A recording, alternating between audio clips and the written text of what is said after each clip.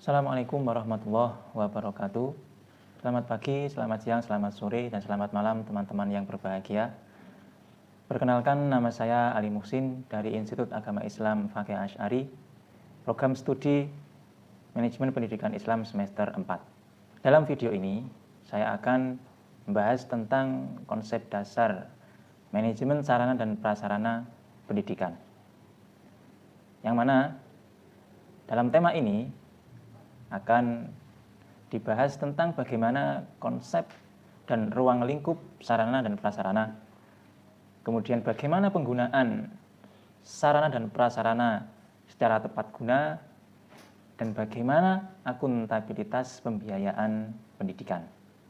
Namun sebelum kita melangkah lebih jauh, kita harus mengetahui dahulu apa pengertian dari sarana dan apa pengertian dari prasarana.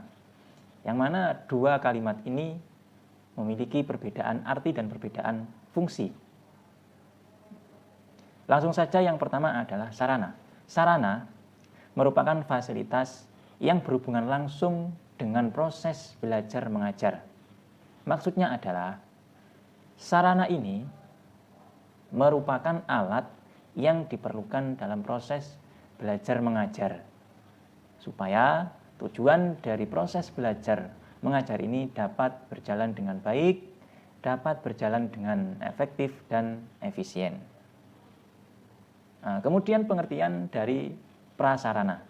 Prasarana merupakan fasilitas yang berhubungan tidak langsung dengan proses belajar mengajar, yang mana adanya prasarana ini mampu menunjang penyelenggaraan belajar mengajar.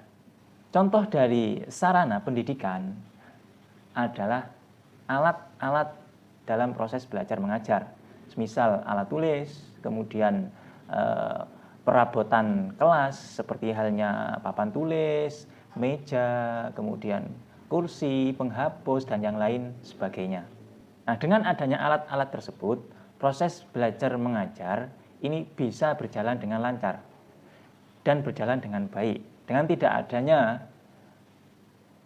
alat-alat ini, maka belajar mengajar itu tidak akan berjalan dengan baik. Semisal kita menulis, tapi tidak ada pensil, maka kita tidak bisa menulis. Nah, contoh lain adalah fasilitas papan tulis. Nah, ketika guru menerangkan murid-muridnya, dia akan menggunakan papan tulis sebagai sarana untuk mempermudah dia menyampaikan materi yang ia bawakan. Dia akan menulis di papan tulis. Nah, jika tidak ada papan tulis, maka guru akan kesulitan dalam menyampaikan materi yang ia ajarkan. Sulit untuk mencontohkan materi yang ia bawakan.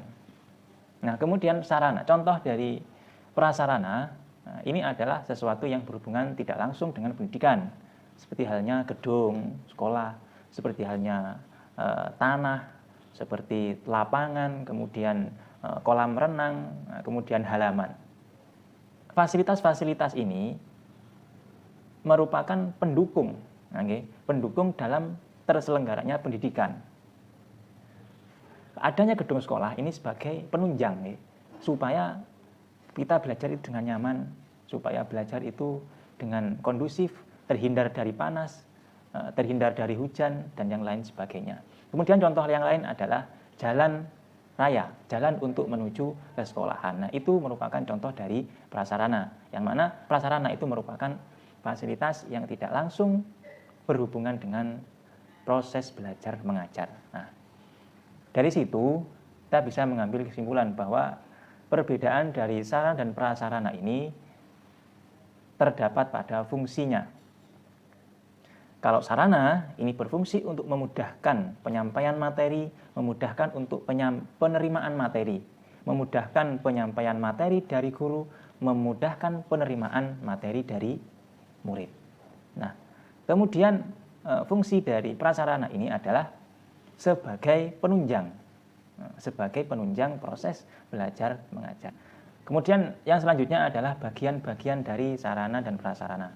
Bagian-bagian dari sarana dan prasarana yang pertama yakni adalah alat pelajaran.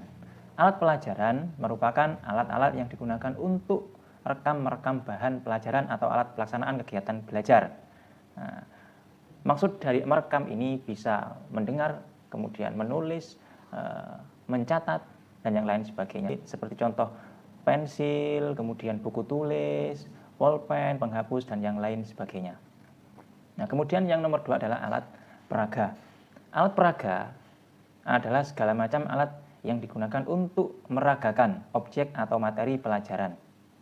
Alat peraga ini dibagi menjadi 2, ada alat peraga langsung, ada alat peraga yang tidak langsung.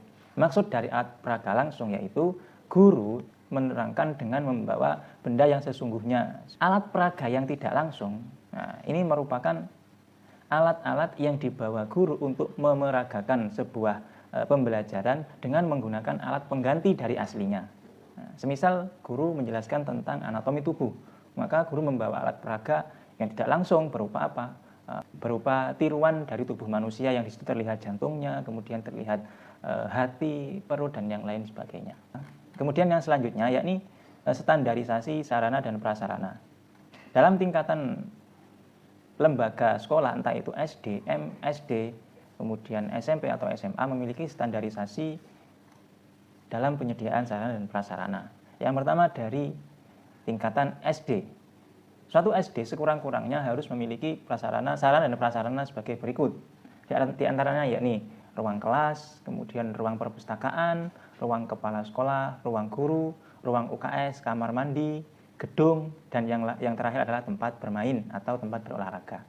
Nah, kemudian untuk tingkatan sekolah menengah pertama atau SMP, ini minimal harus memiliki sarana dan prasarana di antaranya ruang kelas, ruang perpustakaan, laboratorium IPA, ruang kepala sekolah, ruang guru, kemudian tempat ibadah, ruang bimbingan dan konseling, ruang UKS, ruang kesiswaan, kamar mandi, gudang, dan tempat bermain. Nah, untuk tingkatan sekolah menengah atas, ini minimal harus memiliki ruang kelas, ruang perpustakaan, laboratorium biologi, laboratorium fisika, kimia, komputer, dan laboratorium bahasa. Ruang kepala sekolah, ruang guru, ruang tata usaha, ruang ibadah, ruang UKS, ruang kesiswaan, kamar mandi, gudang, dan tempat olahraga. Pembahasan yang nomor 2 yakni tentang penggunaan sarana dan prasarana secara tepat guna. Dalam penggunaan sarana dan prasarana secara tepat guna, ini harus mengacu pada prinsip efektivitas dan prinsip efisiensi. Prinsip efektivitas berarti semua pemakaian perlengkapan di sekolah harus ditujukan semata-mata dalam memperlancar tercapainya tujuan pendidikan sekolah, baik secara langsung maupun tidak langsung. Jadi, efektivitas dalam pemakaian perlengkapan sarana dan prasarana ini adalah ditujukan untuk semata-mata dalam proses belajar mengajar. Nah, kemudian prinsip yang nomor 2 ini adalah prinsip efisiensi, yaitu pemakaian semua perlengkapan pendidikan secara hemat dan hati-hati sehingga semua perlengkapan tidak mudah habis dan tidak mudah rusak serta hilang. Pembahasan yang terakhir yakni tentang akuntabilitas pembiayaan pendidikan. Dalam Undang-Undang Nomor 20 Tahun 2003 tentang Sistem Pendidikan Nasional, Pasal 48 menyatakan bahwa pengelolaan dana pendidikan berdasarkan kepada prinsip keadilan, efisiensi, transparansi, dan akuntabilitas publik. Akuntabilitas di dalam manajemen pembiayaan pendidikan berarti penggunaan uang sekolah dapat dipertanggungjawabkan sesuai dengan perencanaan yang telah ditetapkan.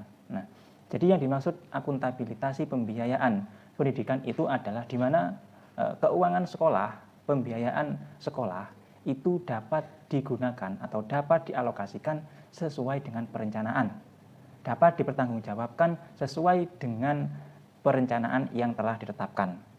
Ada 3 pilar utama yang menjadi pilar terbangunnya akuntabilitas, yaitu 1, adanya transparansi para penyelenggara sekolah. Jadi yang pertama, pengelola sekolah itu harus bersifat transparansi tentang masalah keuangannya. Supaya apa? Supaya keuangan ini dapat dipertanggungjawabkan dengan baik. Nah, yang nomor 2, adanya standar kinerja di setiap institusi yang dapat diukur dengan melaksanakan tugas, fungsi, dan wewenangnya. Nah, jadi ada aturan-aturan kerjanya, ada prosedur, dan ada juga pengukurannya.